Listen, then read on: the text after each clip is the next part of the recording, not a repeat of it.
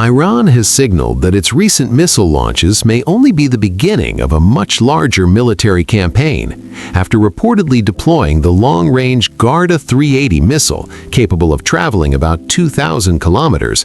Tehran is now hinting at the possibility of unveiling advanced weapons that have never been used in combat before. Missiles such as Khorramshahr-4 and Kibar-class systems have already been reported in strikes targeting locations in Israel, raising questions about whether these attacks represent only the opening phase of a broader missile offensive. Analysts are now asking whether Iran is preparing to deploy its full arsenal against Israeli or even U.S. military assets in the region. Speculation intensified after Iranian officials suggested that additional missile systems, including the Talia strategic cruise missile, could be used in future operations. Some reports even claimed that a U.S. destroyer operating in the Indian Ocean may have been targeted, raising concerns that the conflict could expand beyond land into maritime zones. The warning came from a spokesperson for Iran's Islamic Revolutionary Guards Corps, IRGC, who said on March 6th that Iran is ready for a prolonged confrontation. According to the statement, Tehran intends to retaliate strongly against what it described as hostile actions by Israel. The spokesperson added that Iran is preparing to introduce a new generation of strategic weapons that have not yet appeared on any battlefield. He also emphasized that the country has so far used only a small portion of its true military capabilities. Iran's new initiatives and advanced weapons are on the way, the official said, suggesting that further escalatory steps could follow.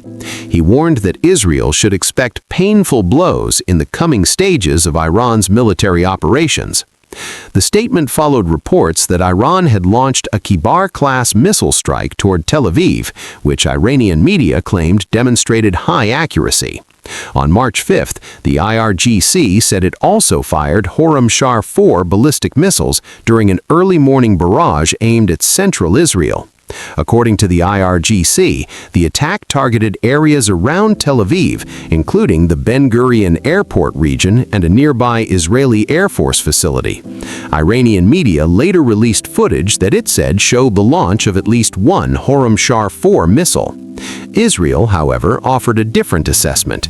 The Israeli Defense Forces, IDF, stated that its air defense systems intercepted most of the missiles fired toward Israeli territory. Iranian authorities also claimed that drone strikes were carried out inside Israel on the same day. State television reported that the drones struck unspecified locations in Tel Aviv, as well as the Meron radar base in northern Israel. Israeli officials disputed those claims, saying they had no confirmed evidence that Iranian drones successfully struck targets inside the country on March 5th. Earlier, on March 4th, Iran announced another dramatic development. The IRGC claimed it had attacked a U.S. Navy destroyer that was reportedly refueling from an American tanker in the Indian Ocean. According to Iranian statements, the vessel was operating roughly 650 kilometers off Iran's southern coast when the attack allegedly took place. Tehran said the attack involved Garda 380 medium-range ballistic missiles as well as Talia strategic cruise missiles.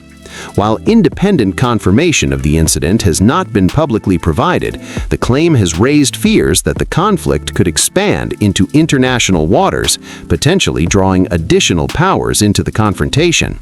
With both sides issuing strong statements and conflicting reports emerging from the battlefield, observers warn that the situation could escalate further if new missile systems or broader strikes are introduced in the coming days. For subscribing, we want to say a big thanks to you. Please like and share for more.